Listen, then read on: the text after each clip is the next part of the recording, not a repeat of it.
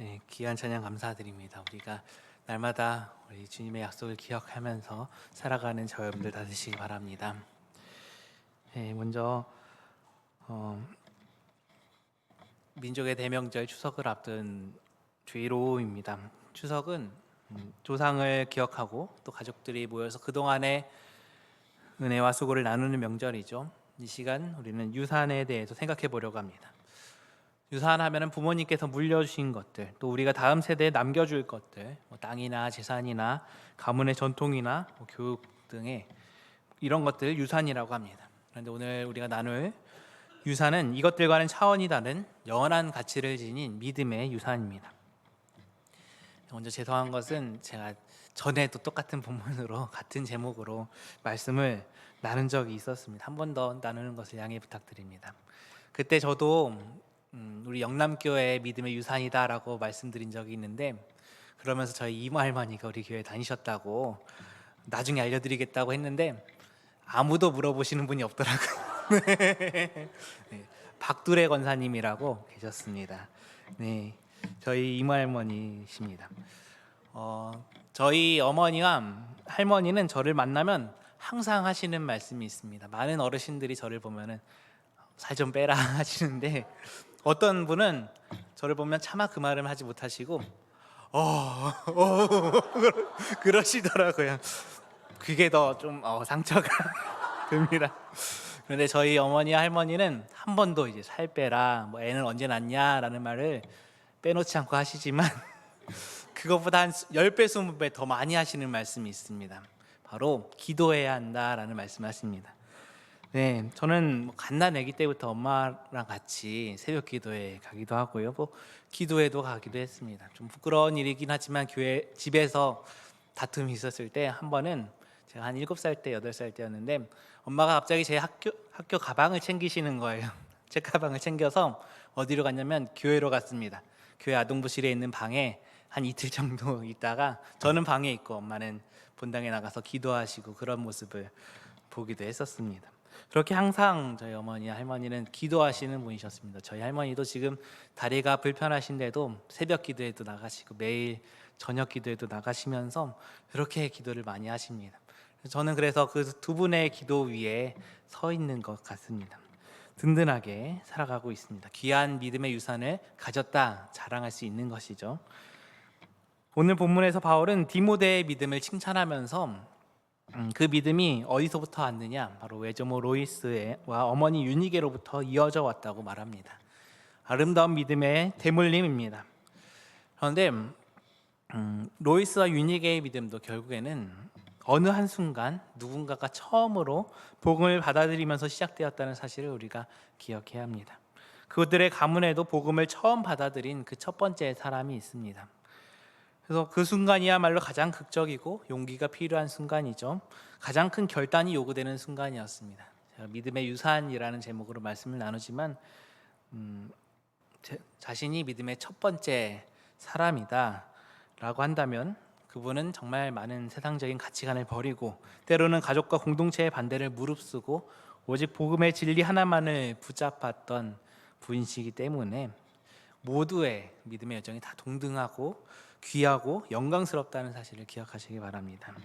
부모님으로부터 믿음을 물려받으신 분들, 또 우리 세대에서 처음으로 복음을 받아들이시는 분들 모두 하나님께서 기뻐하시는 귀한 믿음의 사람입니다. 그런데 오늘 믿음의 유산이라는 제목으로 나누면서 이런 고민을 해볼 수 있을 것 같습니다. 많은 부모님들이 이렇게 고민을 하죠. 우리 자녀에게 어떻게 믿음을 물려줄 수 있을까요? 하는 것입니다. 그런데 믿음은 강요한다고 해서 믿어지는 것이 아니죠. 구원은 각자의 믿음의 고백으로 이루어지는 것이기 때문에 우리가 어떻게 자녀를 구원할 수 있을까, 강요한다고 할 수 있는 것은 아닙니다. 억지로 가르친다고 믿음이 생기는 것이 아니죠. 반대로 믿음을 물려받은 자녀 세대도 고민을 합니다. 부모님의 믿음이 정말 내 믿음인가? 나는 정말 주님을 만났는가? 하는 질문들입니다. 오늘 본문에 이런 질문들에 대한 하나님의 지혜를 담고 있습니다. 믿음은 강요가 아니라 환경이죠. 그리고 자동으로 열어지는 것이 아니라 응답입니다. 오늘 세 가지를 함께 나누려고 하는데, 부모 세대의 역할, 또 자녀 세대의 역할, 또 성령님의 역할에 대해서 함께 살펴보고자 합니다. 먼저 3절 말씀입니다. 내가 밤낮 간구하는 가운데 쉬지 않고 너를 생각하여 청결한 양심으로 조상적부터 섬겨오는 하나님께 감사하고. 아멘. 여기서 청결한 양심으로 조상적부터 섬겨오는 하나님께 감사하는 사람은 바로 바울 자신입니다. 바울은 유대인이었고 그의 조상들도 하나님을 섬겼습니다. 하지만 바울이 예수 그리스도를 만나기 전까지 그의 신앙은 불완전했습니다. 여기서 우리가 배울 수 있는 것은 신앙의 전통 자체가 아니라 그 신앙의 진정성입니다. 바울은 조상의 신앙을 물려받았지만 예수 그리스도를 만난 후에야 비로소 청결한 양심으로 하나님을 섬길 수 있었습니다. 마찬가지로 우리 또한 우리가 몇 대째 신앙을 이어왔든 아니면 우리 세대에서 처음 믿음을 시작했든 중요한 것은 지금 이 순간 우리가 얼마나 진실하게 하나님 앞에 서 있는가입니다. 여기서 5절 말씀입니다. 이는 내 속에 거짓이 없는 믿음이 있음을 생각함이라. 이 믿음은 먼저 내 외조모 로이스와 내 어머니 유니게 속에 있더니 내 속에도 있는 줄을 확신하노라. 네. 바울이 디모데에게서 확신한 믿음이 있습니다. 바로 거짓이 없는 믿음입니다. 이것은 위선이 아니고 꾸밈이 없고 진실한 믿음을 의미합니다. 바로 로이스와 유니게가 물려준 가장 큰 유산이 바로 이것이었습니다. 형식이 아니라 진심, 또 전통이 아니라 관계, 말로 하는 것이 아니라 삶으로 보여주는 믿음입니다.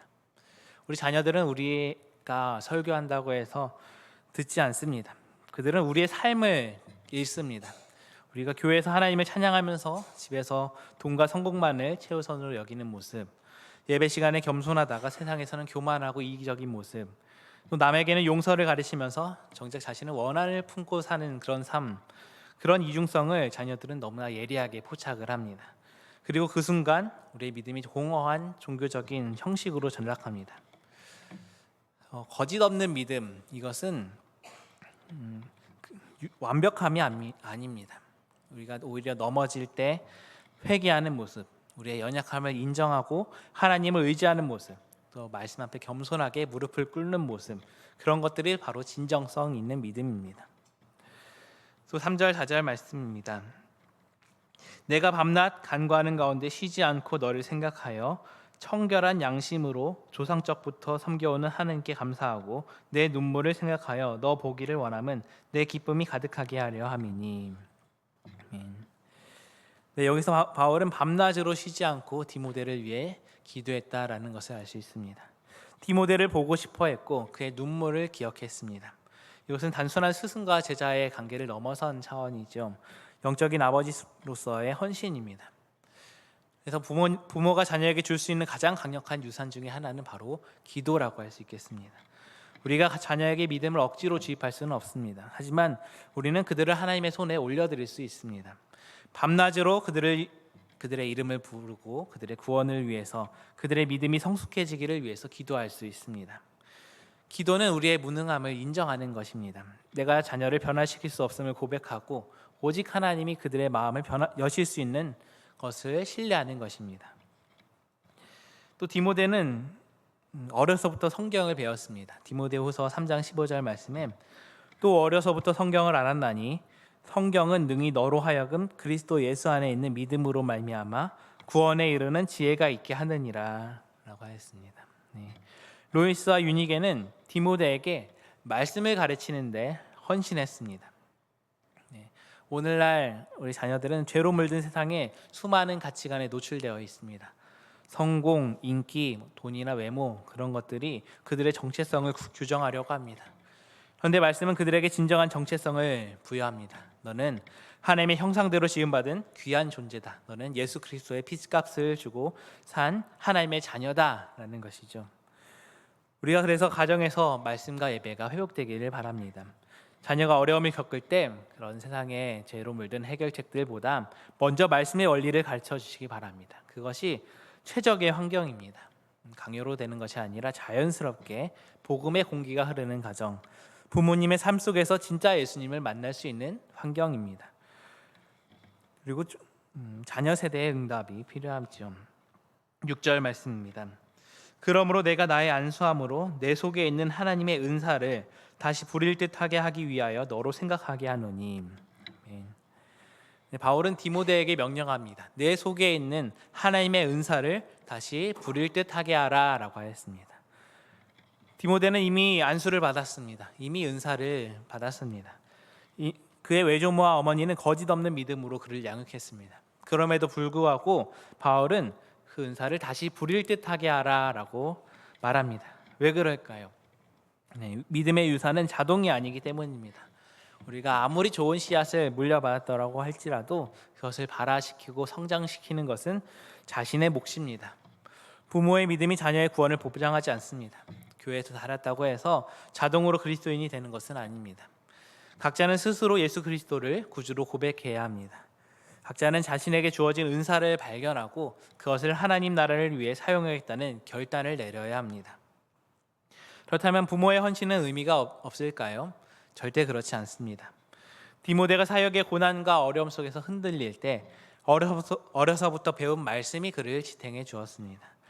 로이스와 유니게가 보여준 거짓 없는 믿음의 모습이 그에게 용기를 주었습니다. 또 바울의 끊임없는 기도가 그를 붙들어 주었습니다. 유산은 토양입니다. 씨앗이 뿌려지고 뿌리 내리고 성장하는 데 필요한 영양분과 환경을 제공하는 토양입니다.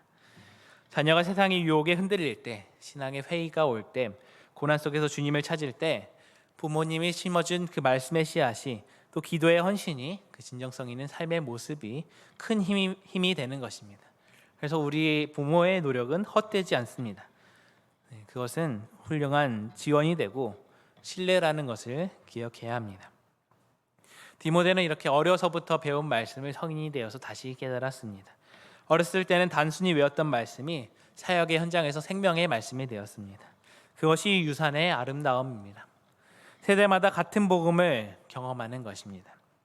부모 세대는 그들의 시대에 복음으로 세상을 이겼고 자녀 세대는 그들의 시대에 복음으로 세상을 이깁니다. 같은 말씀이지만 각자의 삶의 자리 가운데 그 말씀이 새로운 능력으로 나타나게 되는 것입니다. 바울은 디모데에게 선포합니다. 7절 말씀입니다. 하나님이 우리에게 주신 것은 두려워하는 마음이 아니요 오직 능력과 사랑과 절제하는 마음이니. 아멘. 이 믿음의 유산을 이어가는 과정은 결코 쉽지가 않습니다. 디모데도 두려워했습니다. 박해가 있었고 반대가 있었고 자신의 연약함도 있습니다. 그런데 성령님께서 주시는 것은 능력입니다. 죄로 물든 세상을 이길 능력, 죄를 이길 능력, 사탄을 대적할 능력입니다. 그 능력으로 8절 말씀처럼 복음과 함께 고난도 감당할 수 있는 것입니다. 하나님을 믿으면 고난이 없다, 성공한다고만 말씀하지 않았습니다. 복음을 위해 얼마든지 고난을 두려워하지 않는 능력, 얼마든지 감당할 수 있는 능력이 생기는 것입니다. 바로 우리의 힘이 아니라 성령님께서 주시는 능력으로 인해서 말입니다. 또 성령님은 사랑을 주십니다. 형식적인 의무감이 아니라 예수 그리스도의 그 아가파의 사랑으로 하나님을 섬기고 이웃을 사랑하는 마음입니다. 믿음의 유산이 진정으로 다음 세대에 전달되는 것은 그들이 사랑의 능력을 경험할 때입니다. 부모님의 사랑, 교회 공동체의 사랑, 또 무엇보다도 십자가 위에서 나타난 하나님의 사랑을 체험할 때입니다. 또 마지막 세 번째로 성령님은 절제를 주십니다. 능력과 사랑과 절제입니다. 절제는 자기중심적인 욕망을 다스리고 하나님의 뜻에 순종하는 능력입니다. 튀르키예에서 2400년이나 되는 어떤 모자이크 타일을 발견했습니다. 성경에서 그리스도인이라는 이름이 처음 등장했던 도시가 있죠. 바로 안디옥입니다. 안디옥은 황금 도시라고 불릴 만큼 제국의 3대 도시 중에 하나였는데요. 2400년 전 어느 부유한 가정집 부엌의 바닥 장식으로 추정됩니다. 그 타일에는 해골이 옆으로 누워서 와인잔을 들고 있는 우스꽝스러운 모습으로 나타나 있었습니다. 그런 모습과 함께 고대 그리스어로 문장 하나가 적혀 있었는데요. 이렇게 적혀 있었습니다. 힘내라, 인생을 즐겨라 라는 문장이었습니다. 어차피 죽을 인생 내가 원하는 대로 살라는 그런 말씀이죠. 그런 문장이죠. 2400년 전이나 지금이나 똑같은 것 같아요. 세상은 항상 내가 원하는 대로 자유롭게 즐기며 살아라 라고 합니다. 하지만 우리 성령님은 하나님이 원하시는 대로 살라고 말씀하십니다. 진정한 자유는 방종이 아니라 하나님 뜻 안에서 누리는 자유입니다. 우리가 이번 추석 명절에 또 가족들과 함께 모이는 그 시간이 단순히 음식이나 이야기를 나누는 것에 그치는 것이 아니라 믿음의 유산을 함께 나누는 시간이 되기를 축복합니다. 우리가 이 세대에서 처음으로 복음을 받아들이셨든 아니면 대대로 믿음을 이어오셨든 여러분의 믿음은 동등하게 귀하고 영광스럽습니다. 자녀에게 믿음을 강요하는 것이 아니라 거짓 없는 믿음의 환경을 만들어 주시기 바랍니다. 말과 행동이 일치하는 삶, 밤낮으로 기도하는 헌신, 또 말씀을 가르치는 열정, 그런 것들이 우리가 줄 수 있는 가장 큰 유산이지 않을까 싶습니다. 또 그 결과는 하나님께 맡기는 것입니다. 씨를 뿌리는 것은 우리의 몫이지만 그것을 자라게 하는 분은 하나님이십니다. 자녀 세대라면 부모님이 물려주신 믿음의 유산을 귀하게 여기시기 바랍니다. 그렇지만 그것에 안주하지 말고 우리 속에 있는 하나님의 은사를 다시 부릴 듯하게 하시기 바랍니다. 스스로 예수 그리스도를 구주로 고백하고 우리 세대에서 복음으로 세상을 이기는 믿음의 사람이 되시기 바랍니다. 우리 부모님이 보여주신 거짓 없는 믿음이 여러분이 고난 가운데 주님을 붙잡을 수 있는 힘이 될 것입니다. 그리고 이 모든 것은 성령님의 능력으로 이루어집니다. 능력과 또 사랑과 절제의 영으로 우리를 채우시는 하나님께서 우리 가정의 믿음의 유산이 세대를 이어 흘러가게 하실 것입니다. 명절을 맞아서 여러분의 가정에 그 복음의 능력이 충만하고 또 우리 세대가 스스로의 믿음으로 주님을 고백하고 또 하나님 나라의 영광스러운 상속자가 되는 복된 명절을 내는 저 여러분들 다 되시기 바랍니다. 함께 기도하시겠습니다. 사랑과 은혜가 풍성하신 하나님 아버지, 명절을 앞두고 주의를 허락하시고 믿음의 유산에 대한 귀한 말씀을 주시며 감사드립니다. 주님, 저희는 연약하여서 자녀들에게 믿음을 강요하고 통제하려 했고 불안함 속에 주도권을 지려 했던 것을 고백합니다. 그 어리석음을 용서하여 주시옵고 로이스와 유니게처럼 저희 가정이 거짓 없는 믿음의 보금자리가 되게 하여 주시옵소서. 우리의 말과 삶이 일치하여서 자녀들이 우리의 삶 속에서 참된 복음의 능력을 보고 느낄 수 있도록 저희를 정결하게 하여 주시옵소서. 모든 믿음의 여정을 주님께서 함께하여 주시옵고 복을 내려 주시옵소서. 믿음을 이어온 가정들에게 그 유산을 더욱 귀하게 여기며 다음 세대에게 전할 수 있는 지혜를 더하여 주시옵고 처음으로 복음을 받아들인 성도님들에게는 그 용기와 결단이 가문의 영원한 복의 시작이 되게 하여 주시옵소서. 자녀들에게는 디모데와 같은 결단을 허락하여 주시어서 부모가 만든 환경에 안주하지 않고 그들 속에 있는 하나님의 은사를 다시 부릴 듯하게 하는 거룩한 응답을 하게 하여 주시옵소서. 두려워하는 마음 대신에 주님께서 주신 능력과 사랑과 절제의 영으로 이 세상을 이기고 그들의 세대 가운데 복음의 증인으로 살아갈 수 있도록 주님께서 붙잡아 주시옵소서. 우리 모든 가정이 영육간에 강건하여 주시고 가정의 중심에 예수 그리스도의 복음이 가장 귀한 유산으로 선포되는 복된 시간 되는 명절 되게 하여 주시옵소서. 이 모든 말씀 우리 주 예수 그리스도의 이름으로 기도합니다. 아멘. 함께 찬송가 336장 찬양하시겠습니다.